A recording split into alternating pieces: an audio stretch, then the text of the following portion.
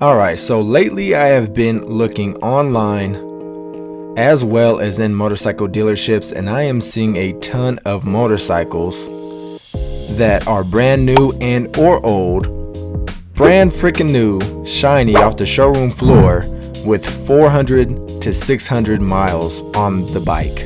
Now that is barely break-in period for most motorcycles.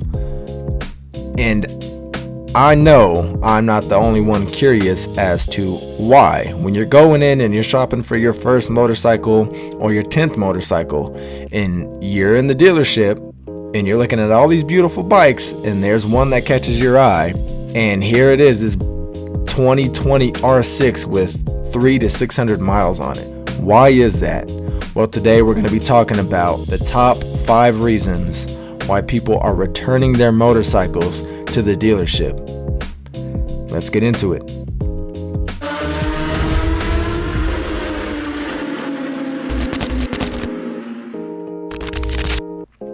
Alright, so reason 1 that I get a lot lately, and this may not be why people are returning them with low mileage, but they're nonetheless being returned. And one of those reasons that I get all the time is I have kids, or I got married, so I hung up the helmet. I have kids, so I hung up the helmet. No more motorcycle for me. I gotta live for my kids and my family now. That's a good point. I get that 110%. I am actually about to be married myself, and I do have children as well. However, I still ride though, as much as I freaking can. But let's talk about why they would hang up the helmet because they have kids. Because it's dangerous, obviously. Let's get the elephant out the room. It's dangerous. Motorcycling is extremely risky. I mean, your soft, fleshy body out and around freaking 12-ton vehicles. I mean, you could be gone in an instant. I mean, just being on the bike by itself with no other threats around you is a risk in itself. You have something that can go wrong. You have malfunctions that can go wrong. Even if you don't get into an actual accident with another vehicle, there are plenty of other factors that can delete you from this earth really quick if you're not careful. Some things are just unpreventable, and people who have a family to raise, I get it, they are trying to minimize the risk so that way they can have a long life and raise their family, build a future for their kids, for their wife, and live a longer life with not having to take the unnecessary risk of riding a bike. Now, it is a fun thing. That's not something that's necessary that you have to do. Riding the motorcycle is completely an unnecessary risk. You don't have to do that. It is a toy, is a fun means of transportation to have fun while you're getting from A to B. So definitely don't have to do it. However, there are things you can do to minimize those risks. Like I said, I have kids myself, and I do like to rip. I am a go fast guy, as some people will call it.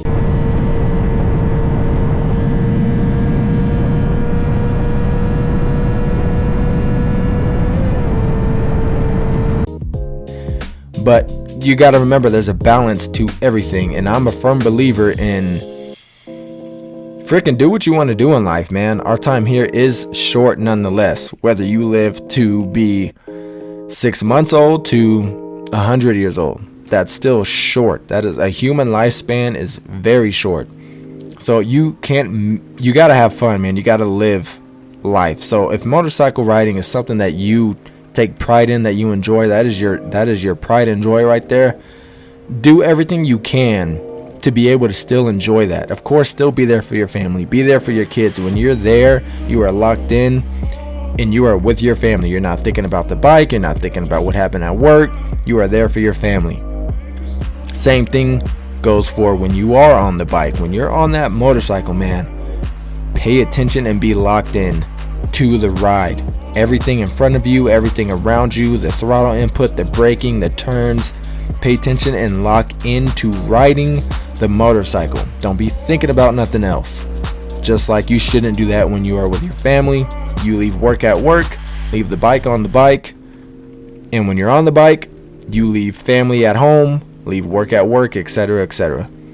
or lock in what you're doing. So that way you can minimize, not get rid of, because a motorcycle is just, it's going to be risky all in itself, period. There's really not much you can do about it. It's a risk. High risk, high reward. Do everything you can to minimize that risk. Wear your gear, full gear. Slow down in areas you need to slow down. There's a time and a place. Just slow it down a little bit, man. You don't gotta go balls to the wall everywhere you go, right? Just take it easy when it's time to take it easy, and then open the throttle up when the time and place to open it up. When there's not a lot of cars around you, you get a good open road, and it's safe to do so. Go ahead and do it. Go ahead and open it up and have some fun, man. I mean, let's be honest. You get a motorcycle to rip. That's what you do. You don't get a motorcycle to go out there and do the speed limit and be sitting in traffic with a bunch of cars. That's dangerous in itself as well. So there's a time and a place for everything. So find that balance. If you got a family at home, just understand that. Understand the risk and do your best to have that balance to minimize the risk. So that's my first point right there. I have kids. I get it. If you know yourself and you know there's no balance for you, you're gonna gun it everywhere you go, then it might be the best option for you. It's smart of you to hang up the helmet if you know that you do not have the discipline to control the throttle and know that there's a time and a place for things. You know yourself. That I commend you for that. That's good to have. Go ahead and hang it up for your kids and for your family. That's what you got to do. That's what you got to do. But that is not the end all be all for everyone. Again, I have children and I love to ride. So, and I'm going to remain to do so. And I just, by the grace of God, hopefully I have a long life with my family and these beautiful machines, man. Point number 2, they crashed. That's another reason why people would, I guess you probably wouldn't take a bike back that's wrecked, really. But let's say you crash and it's not a horrible, you didn't total the bike, right? You're able to fix it up. The shop fixes it pretty good, but it scared you. You went down, you low-sided, whatever the case is, and it scared you out of riding. You went down and you hang the helmet up. You're done riding. Hey, that's not for me. I went down and I'm not about that life. You realize that this bike life is not all fun and games all the time. It's very serious. That could scare somebody out of riding. You go down, you hurt yourself, you end up hospitalized, you're without a bike now, or your bike's damaged and it's not a beautiful bike anymore. You buy all these expensive parts and accessories and upgrades and you freaking go down. People will, I mean, I get it. If it ain't for you, again, it ain't for you. It ain't for everybody, man. This life is not for everyone. So if you go down and that scared you out of riding and you take the bike back or you hang the helmet up, sell the bike, whatever the case is, again, probably a smart choice for you. You know yourself, and this life is not meant for you. The bike life is not meant for you if you go down and you give it up. It's not all fun and games all the time. 9 times out of 10, if you ride, you know there's a point in time that you're gonna go down. Most likely you're gonna fall at least once or twice.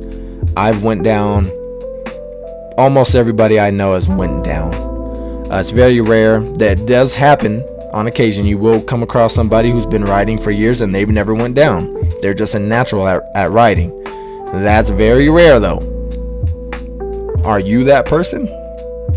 Again, it's very rare. Some people are just naturals at it. They can learn by watching others, hearing others' stories, and they get that experience just from listening, and they don't have to go through learning by going down. Most of us do though.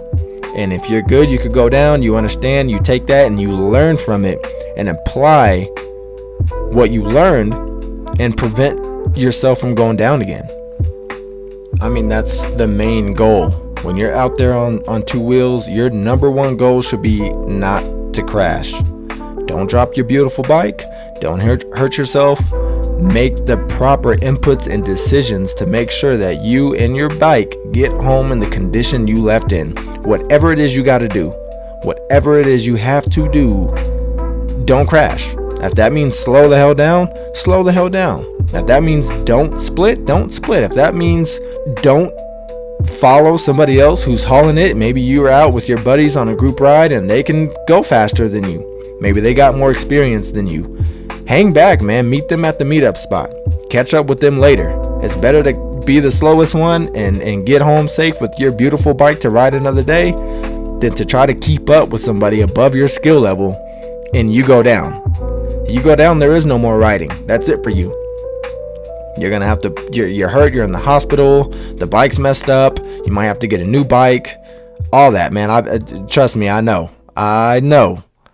So the main goal is to make sure you do not go down. However, if you do, that can scare somebody out of riding. They end up hanging the helmet up and they don't ride anymore. If that's you, this life is not for you. If you can crash, you learn from it. Like I said, hey, there you go. You just learned, you just leveled up. Every time you crash, you level up. Why? Because hopefully you learn from it. It makes you a better rider in some ways. So keep that in mind. And I think that is another reason why people are returning their bikes. They get scared out of it from crashing, and they're like, nah, I ain't about this life. All right, reason number 3. This is another big one. I saw someone go down. I know somebody who passed away. I know somebody who crashed. I know somebody this. I know somebody that. So they take their bike back. Long story short, my very first time going into the canyons was my very first time ever riding a canyon. I used to be a highway warrior, but I wanted to hone my skills in riding, and I met up with a few buddies of mine. Didn't know them for a long time. It's probably about a week. I met them at a bike meet. We all met up at a Qdoba and we hit the canyon. Man, literally the third turn into that canyon, the kid that we were riding with, he was young. He was probably about 20 years old, I want to say. And he was trying to go around a car, and you know how there's a lane going up and a lane coming down for oncoming traffic. Well, if you're going to pass in a canyon, you need to make sure that you are passing when you can see far ahead. You can see clear ahead that there's nobody coming down that lane, so you don't kiss their grill. Well, this kid did not do that. We were going around a turn, and in the middle of the turn, he was cutting left to go around the car in front of us and try to bring the bike back, and he target fixated, could not bring the bike back around to complete the turn, and he veered off. He hit one of the signs, he hit the post and smacked into the rocks, like the wall of rocks that are there. And he had full gear on, and unfortunately he passed away. God bless him and his family. I hope he's resting easy now, flying in the sky, man. And again, we didn't know him too well, but he was such a bright, happy freaking kid, and he was so excited. And I think that got the best of him that day. Him being excited, he got the zoomies, and he went around that traffic, and we did all discuss we were going to take it easy because it was Memorial Day. There's a lot of people off work and up in the canyons and just chilling, having a good time with their family. So we decided we were going to take it easy. Well, he let the adrenaline get the best of him, man, and he tried to overtake that car, and he couldn't bring the bike back. So he went down, and on the way to the hospital that day, he did not make it. So that was my first time going to the canyons. Now, after we left the hospital, me and the other guys, there was about 5 of us, they saw that and they all decided, except for me and one person, to sell their bikes. Now, man, this ain't for me, man. Oh, man, this is crazy, man. I've never seen anything like that, man. It ain't worth it, man. It isn't worth it. I'm going to get rid of this thing. It's just not worth it. Okay, cool. I get that. If you see something like that, man, again, this life is no joke. As much of it is fun, it's very serious. And your life can be taken if you are not dialed in 100% at all times, and they saw life vanish before their eyes that day, and they all sold their bikes. Freaking cool bikes too, R1s, all that. I went on their Instagram probably a week or two later, and sure enough, they sold their bikes. They posted them online and sold them, except for me and one other guy. We kept the bikes and we kept riding to this day. So yeah, man, I understand seeing something like that. Again, it's not for everybody. That would scare most people. It did freak me out at first when I saw it. It messed with me for a little while, but I definitely was not about to quit riding because of it. I understand there's a time where we all go, and I'm a firm believer in when the Most High calls you home, he calls you home. There's nothing that you can do to stop it. There's nothing that's going to keep you here.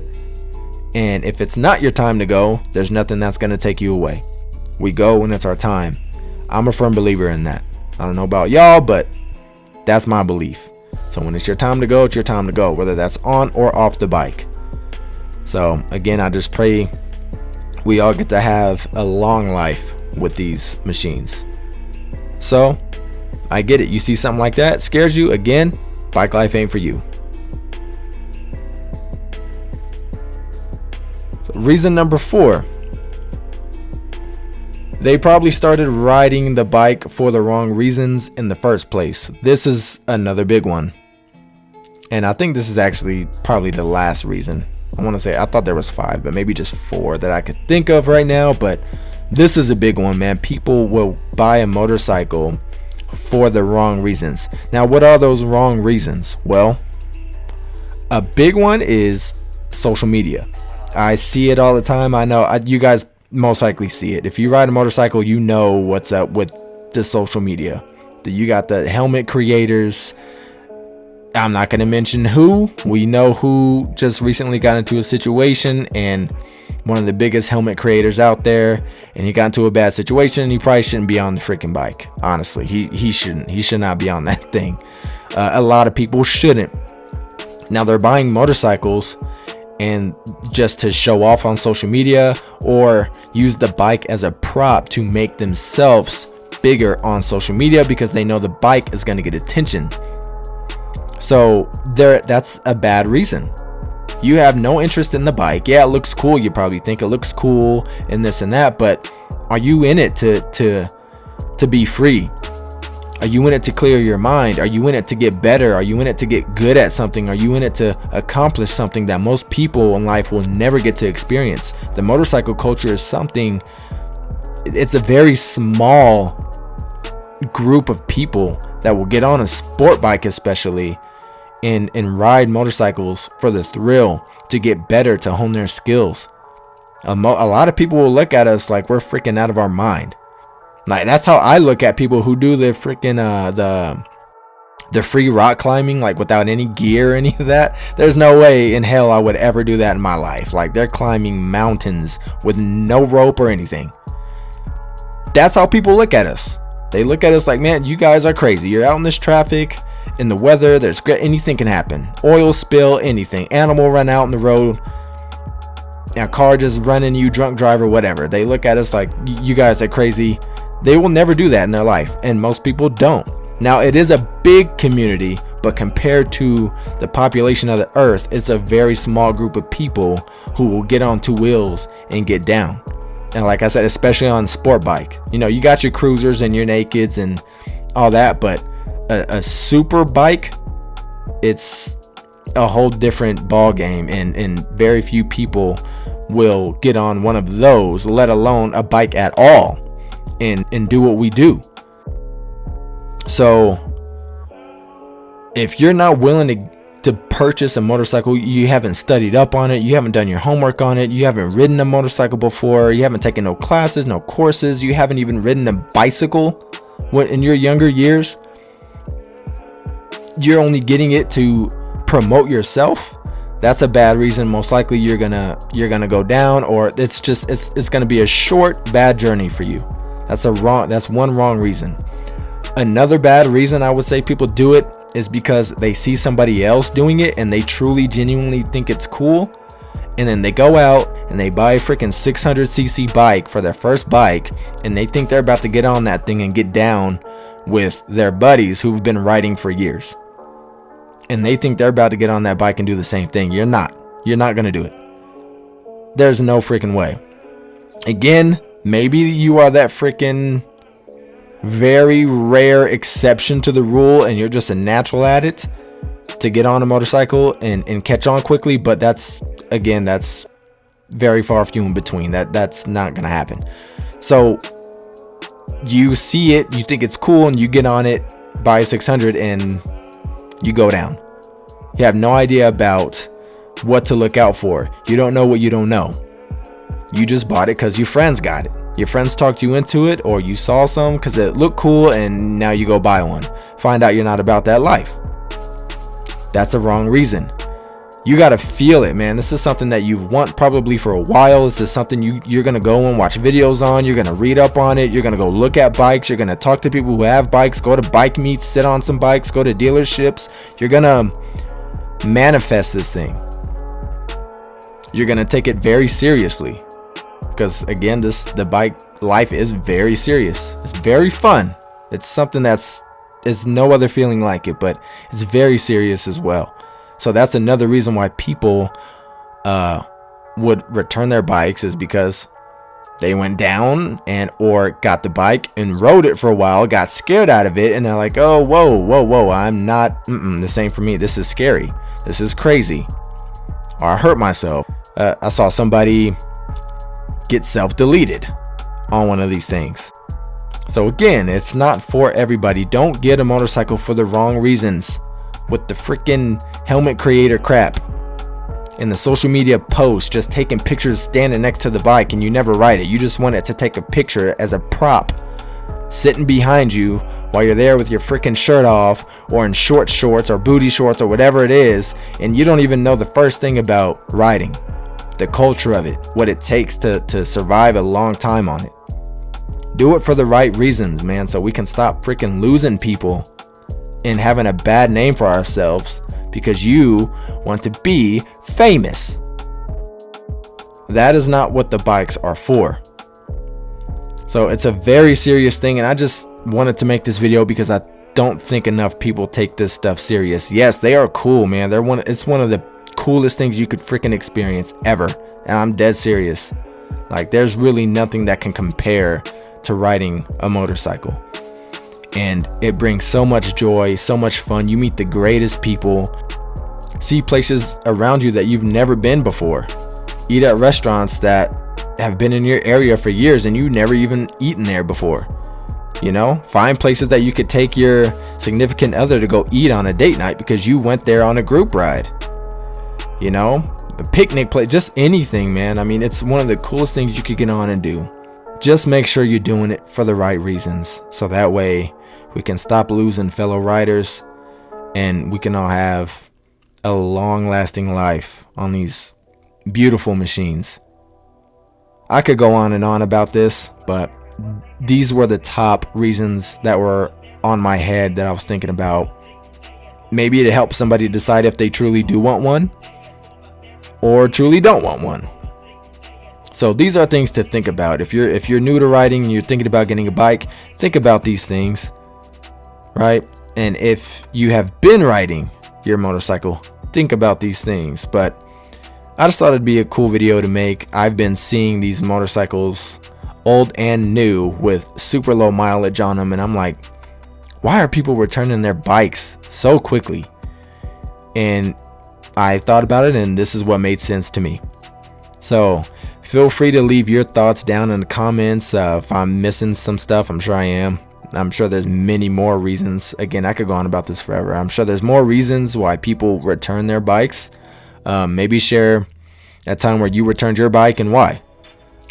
Anyway, I know this is a pretty lengthy video, but I just wanted to share my thoughts on this. I hope everyone enjoys a long life on our beautiful machines that we call motorcycles. Be safe out there, have fun, and we'll catch you on the next one. Peace.